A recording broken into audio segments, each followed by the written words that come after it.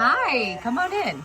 And join in. It's the Very Merry Life. Hi, I'm Mary Hendricks, and you might know me as that relatable AF Mama over on Instagram who hopefully feels like an old friend at this point. And if not, it won't be long till it feels that way as we get raw, unfiltered, and very unapologetic in all things motherhood, marriage, sex, and more. From moments worth savoring to moments worth surviving, get ready to leave feeling seen and supported. You have a friend here now, so hey, take a seat. What's going on? Hi, Jen. Hi, Mary. How are you? Hi, I'm good. I was just telling Jen that I was fangirling a little bit because I would be shocked. And you grew recently on TikTok. I was just watching that. I don't know if you just hit an uptick. It's been, I think, pretty steady over the past few years, but then there's a couple things that would happen that, I would put up a video and then things would go crazy. So yeah. You're at 2.9 million. I just checked. Yeah. And it's crazy, but she's 2.9 million on TikTok. I think you're in the 100s. I think 148 at last check on Instagram. Okay. Yeah. So there you go. But yeah, no, I don't even know the first time I ever saw a video of yours, but I know I watched it. And if you please go watch Jen, you're going to love her. If you, you're just going to love her. You're going to love her in this interview. But I just love watching your content from the chickens. She's got chickens. Yes, I do have the chickens. They're indoor chickens that wear diapers and they're hilarious. And there's something trending where one chicken falls over and now people are copying it. That, and then just in general, if you're a mom listening, and I have a lot of moms listening, for labor and delivery advice. Yeah. Yep. Absolutely.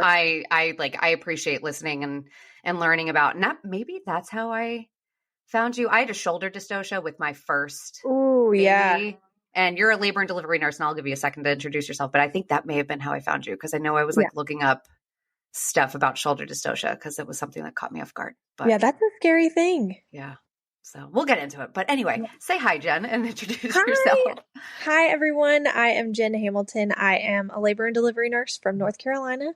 I am married to an operating room nurse, and we live our lives in North Carolina with two boys, 10 and 6.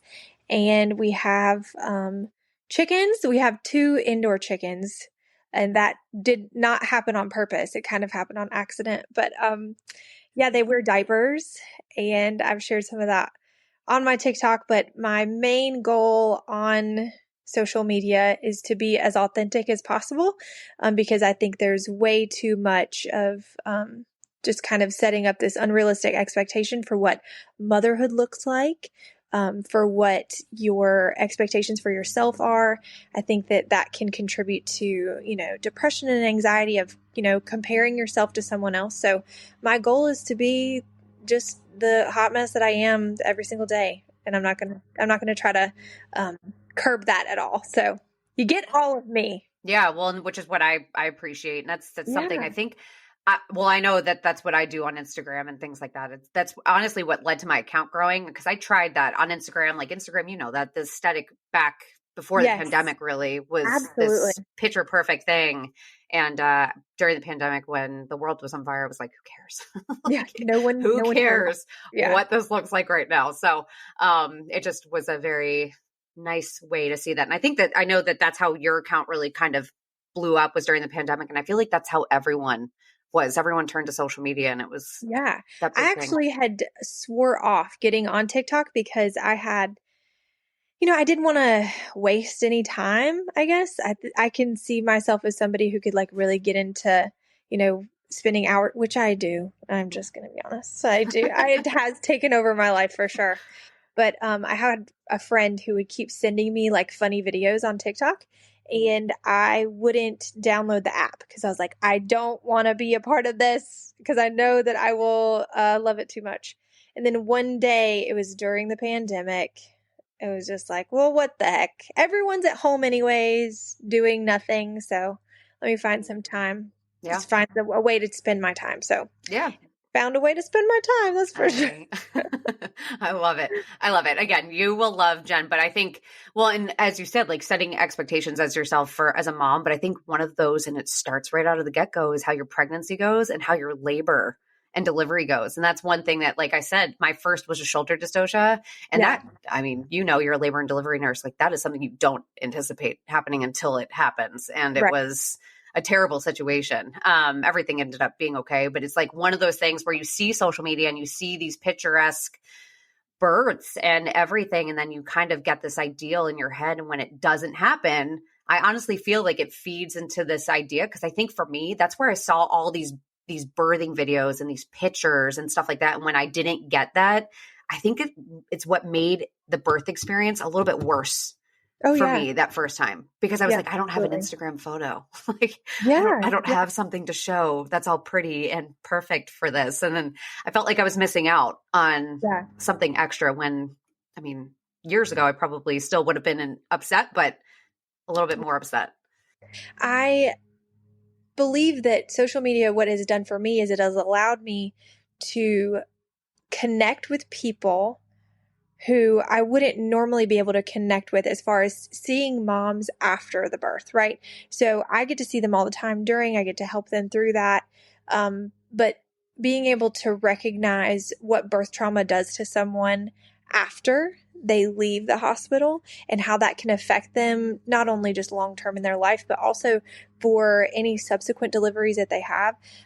It's allowed me to become a better nurse, because I can, start talking about those things in the hospital, because I think that your healing starts then. I've been able to see a lot of stuff that I wouldn't normally see, and also help people to, fill in some of the gaps that I think birth trauma can cause, like, I don't know why this happened, or, I don't know how this happened, so being able to educate in that way helps me to be able to be a better nurse also. Yeah, well, which is what, I mean, so I had a shoulder dystocia with my first, and then my second and third ended up being C-sections. I tried so hard. I really wanted that VBAC, but my son ended up being transverse. And so How rude. But, and honestly, like, I worked with midwives the second time, and it was a much better experience. And they obviously didn't do the C-section. At the end, when we noticed what his position was, I went to go visit with the pairing OB that they work with. And I sat with him, and he was like, so you really want to try for a VBAC? And I was like, yeah, I do. And he was great. He was so wonderful, and I appreciated it. But he went through and he was like, with the shoulder, he said, there is I forget the percentage, but it's like a 1 in 15 or 15% chance or 10% chance that it could happen again. Yeah. And he said, because we already know, and it was pretty severe on you, he said, it's just something to consider. And I was like, oh, okay. Well, I'm like, I have a feeling that we're going to probably go down the C-section route. And sure enough, it was great. Like, it was a great experience. And I think it was because I had time to adequately prepare. And I think the thing that felt better for me versus the first is I didn't go into my first delivery educated enough to know what questions to ask and what, like, things. I just didn't feel empowered in that sense. Like, I didn't feel like I had a hand, and there's obviously things that are out of your control, but I didn't feel like I had any say at all. And I feel like the second and third, even though they were C-sections, I still had a say in some form, which way. Yeah, absolutely. And I think that was what made all the difference. I think that's the thing that, like, a lot of women miss. And that's what, like, birth trauma occurs, is because we just, it's that lack of control. It's like a really scary thing. When someone is stripped of their autonomy, or at least they feel as though their autonomy is being taken away, that's traumatic. It really is. Yeah. And I tell healthcare providers all the time that, birth trauma doesn't always have to mean I had a shoulder dystocia or I had an emergency C-section. It can just mean, like, no one listened to me or no one communicated with me. Yeah. So I think that, as a nurse, it's my duty to not only do it for my own patients, but also talk to other healthcare providers, because it's easy to get in like a rhythm and a flow at work. You're like, I need to do this, this, and this, because it's my job.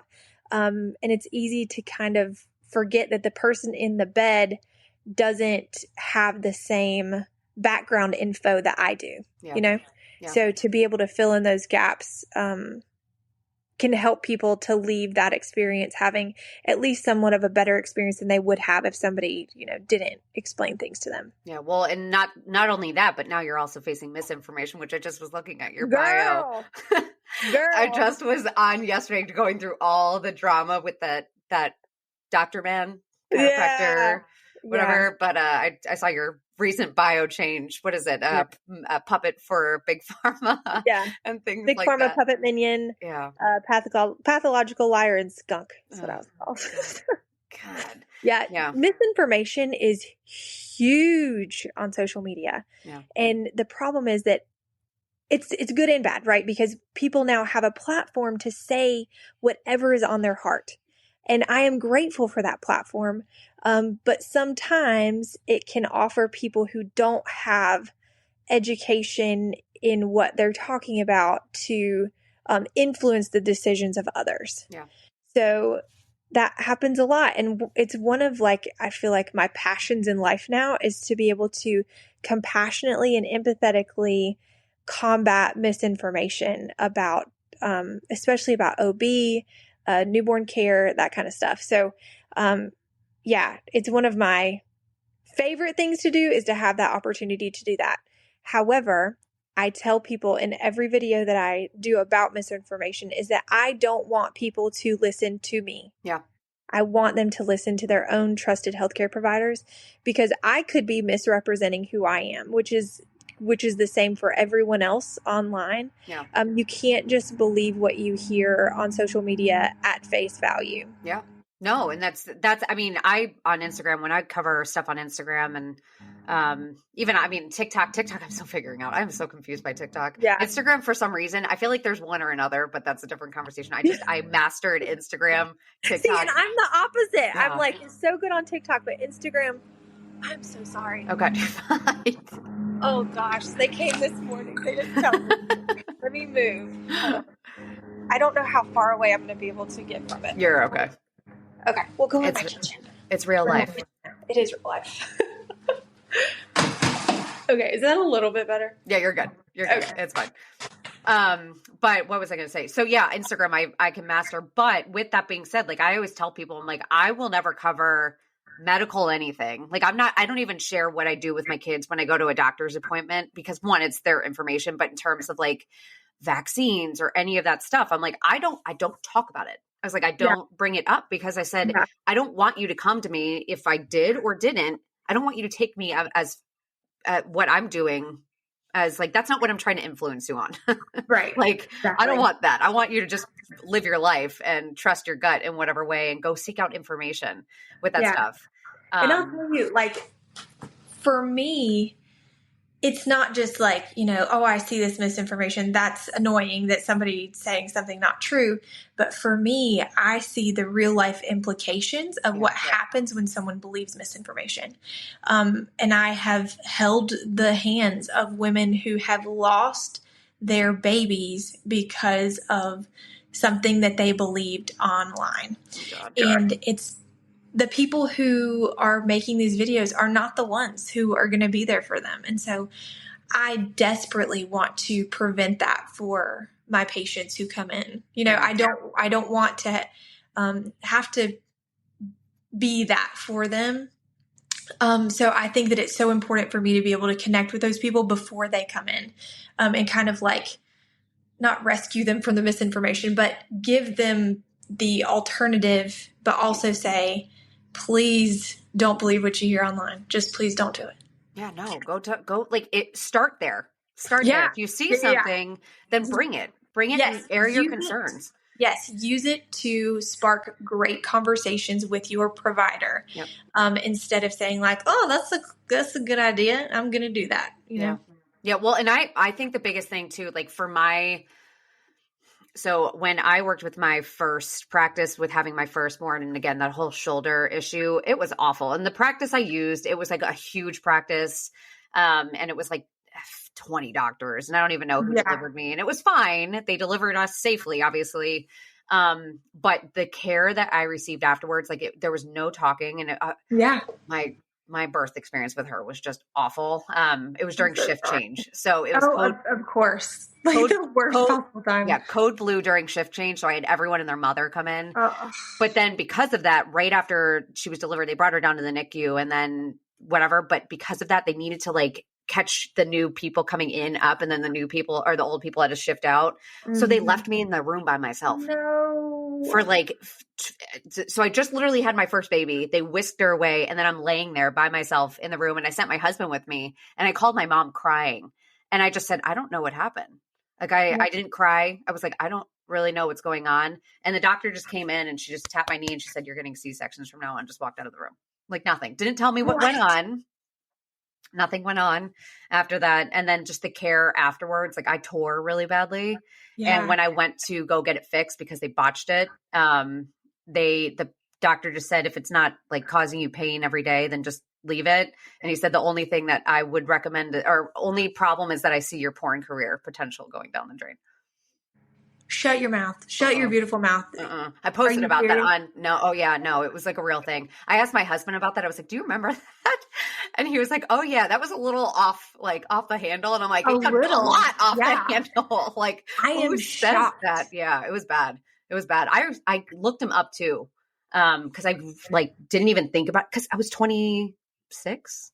So I didn't really think about it. Like, it's like your doctor. It's like a superior almost. Like, so when someone says something like that to you, you don't really think about it until like I thought about it like a year ago. And I was like, that was really bad. Yeah. Really bad. So, oh my gosh. Yeah. That first experience, but the second experience of working with midwives, they didn't make me feel stupid. And that was probably my best thing that I can tell anyone is like, go to a provider that doesn't make you feel dumb for following your intuition, even if your intuition ends up being wrong. Like just like someone that respects it. Cause I went in like even this third time, I had postpartum anxiety or prenatal anxiety, like where I was pregnant and had anxiety. And I went in multiple times checking on the baby and everyone was like, she's fine. And then I just started crying. They're like, it's okay. And no one made me feel stupid for coming in. They like welcomed me with open arms every time I was nervous. And I was like, that was so crucial and your anxiety is for a reason, you know what I'm saying? And I don't ever want anyone to second guess what they're feeling. So I think that providers can contribute to someone brushing something off because they're afraid of, feeling that way. Yeah. So I think it's so important to find somebody that doesn't make you feel stupid. That's a really good point. Yeah. Yeah. Well, so question for you, because I know you had recently a big TikTok go viral and it was just no words. It was just you really upset in your car. Yeah. Obviously, I don't need to know details or anything like that. But obviously, the weight of your job, it's a heavy weight sometimes. Yeah. How do you deal with that? Like, how do you? That's hard. I can't even imagine being in that position where you probably see some terrible things. Yeah, and I have people that tell me I could never do what you do because of those things. And what I would say to that is that it's the great, wonderful, awesome moments that help to get me through those really awful times. But also being able to pour myself into making it just a little bit better. Me and my friends at work have completely revamped our perinatal bereavement program after hearing so many stories of women who said that they, had yes, they had maybe a stillbirth, but the providers made it so much worse because they treated their baby as if it was just not a big deal or, weren't treated with compassion or empathy.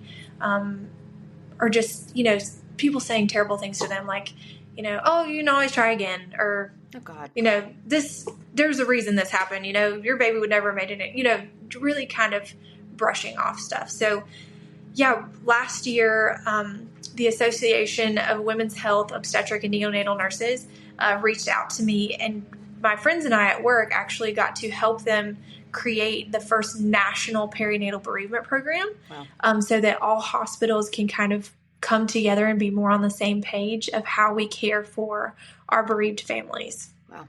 That's awesome. Because again, that's a position no one ever wants to be in, but it does happen. And it's a delicate situation because even postpartum wise, do they go to the postpartum wing or do they go somewhere else? Because that would be hard. Yeah, we have a special place that they go to where there should not be any crying babies or anything like that. So that's another thing that we have to think about is how the normal things that we do affect Yeah. those patients, like making sure that lactation isn't coming to, help them feed their baby but also addressing, your milk is going to come in, and how we can be compassionate and empathetic and how we help them to deal with that. Yeah. And I know the baby can stay with them, right? Don't they have Yes. that's cold? Mm-hmm. Yep. So we have something called a cuddle cot, which it's really, it's not cute to say or whatever, but it just helps keep the baby from having natural processes take over. Yeah. And allows the parents to be able to spend more time with that baby. We'll be back after a quick break. Eye-Opening Moments podcasts are real-life stories of adversity, encounters, and perspectives. They are moments that can lift your spirits, give you some food for thought, or move you. For the introspective mind that likes to reflect, discover, and find solutions or meaning in a complex life, listen to Eye-Opening Moments podcasts. Love that. And I recently just followed someone on there that's she takes pictures. She's like in hospital. The NICU photographer yes, lady. Yeah. Yes. So she actually is close to me. She's like 30 minutes away from me. Yeah. She said I follow. I don't know how I followed her or how I stumbled upon her, but just I actually want to reach out to her because I just think there's certain things that you see as a mom where you're just like, oh my gosh, like that right there is a profession that is like a calling. Like you can tell, even talking to you right now, like I know that what you're doing right now is a calling that like a certain few people are just like meant to do that. And she definitely is meant for that position. So, cause it's, again, not easy, but, and then the last, like not so fun story. I remember you shared about how you got called down to do hand and foot molds, I think, or hand molds. Yeah. Was it someone that died of button battery? Yes. Okay. Yep. Okay. So, and that was, has it been 3 years ago? 2 or 3 years ago? Because on labor and delivery, we get called down to the emergency department, the pediatric emergency department, if there is a child or infant or toddler that has passed away. Okay. Because we can help to create those memory boxes, handprints, footprints, molds, that kind of stuff. And that was my first one that I had ever gotten called down to. And yeah, so just being able to talk about the dangers of button batteries, and button batteries are like in toys and stuff. Yeah. So a button battery is like a watch battery. It's those flat silver ones. Yep. And they look very shiny and intriguing to a child. And if they ingest them, you have a very short amount of time to get them help before it can lead to catastrophic injury and or death. Yeah. Yeah. Yeah. I remember that video that you did. And I think that's what educated me on that. And I remember telling my mom, because she was recently at my parents' like a month ago, and in her like drawer for her desk were like a packet of button batteries. And I was like, you need to move these right now. And she's like, why? What's the big deal? And I was like, move them. I said, look it up when you're bored, look it up. And then you're going to have a pit in your stomach. Yeah. I said, it's terrible. Just get them out of viewpoint because we won't know. And that's like the scary thing. Yeah, that's exactly right. Is that, your child can put something in their mouth and just go on with their day. And you don't know that has happened until it's too late. Usually it's too late. Yeah. That's like my fear. Yep. That's like, and this mom did literally everything, every single thing that she possibly could have done. And his symptoms weren't necessarily like ones that you would attribute to button battery. Like he had a fever. He kind of acted like he was just having a little virus, you know? He had a nosebleed at preschool, and then, but she had taken him to the pediatrician twice. Oh God. Yeah. And once for the nosebleed, and they said, oh, it's just a nosebleed. Yeah. And then once for the fever, and she actually insisted that they do a chest x-ray on him. Okay. And it had moved just out of the view of the chest x-ray. Oh God. So there was nothing that she could have done more, to be able to intervene in that. So that's why, just knowing that button batteries are so dangerous is so important. Yeah. Well, that's the thing. And again, if you guys are listening, like Jen's account is just that's why I've loved following you. I followed you for years, and that's why I'm so Oh. excited to have you on. But like, it's an account that I feel good watching, and I always tell people that, like, go watch an account that you're going to feel good watching. But if it doesn't make you laugh and you don't learn something beneficial, don't follow it. And you Yeah. get both with your account. And Well, I think I it's really just appreciate that. That makes me feel really good. yeah, no, it's good. I was going to ask. Oh, okay. Last bit I want to ask you about is Hot Mess Express. Yeah. Because I just was reading about that. I had no idea that that was something you were doing, but if I was looking at your website and saw it, and I just think that is amazing. So I want you to tell me a little bit about that. So it all started almost 2 years ago. It's crazy that it's been that long ago, but I'm in a mom's group locally on Facebook. I know that a lot of people probably listening know about Facebook mom groups, but so there was a mom on there who posted anonymously, and she said, you know, I have 2 children. I just recently had this last baby. I have postpartum depression. I am drowning. Like, I cannot get my house in a place where I feel, you know, at peace at all. And she was asking for cleaning company recommendations. She also said, I can't afford this, but also I can't not do this. She said, I can't live like this. She said, I don't know where to start. And so people were commenting on there saying like, oh, reach out to this cleaning company or this cleaning company. And I was like, we are not getting it. Yeah. Like, you are reading the words, but not understanding what's going on behind them. So I made a separate post in that group, and I was like, would anyone be willing to, let's see if we can find this girl and let's go rescue her? Like, because I've been there. Yeah. I think we all have, where you just feel so overwhelmed that you don't even know where to start. Mm-hmm. And so I put that post on there, and immediately people were like, I'm in. And I reached out to the like administrator of the group, Emily Coleman, and I said, I know that this is probably against the rules, but can you ask that girl if she would be willing to share her identity with me so that we can help her? Yeah. And she did. And then that Saturday, there were like 8 or 10 of us girls that met in a McDonald's parking lot with our mops and our brooms and our Swiffer wet jets and our paper towels, and we went to her house, and I had gotten some money that was donated, and we sent them out for like just a fun day with their kids. And whenever they came back, they had a clean house, and we were able to, you know, do dishes, laundry, vacuum, sweep, mop.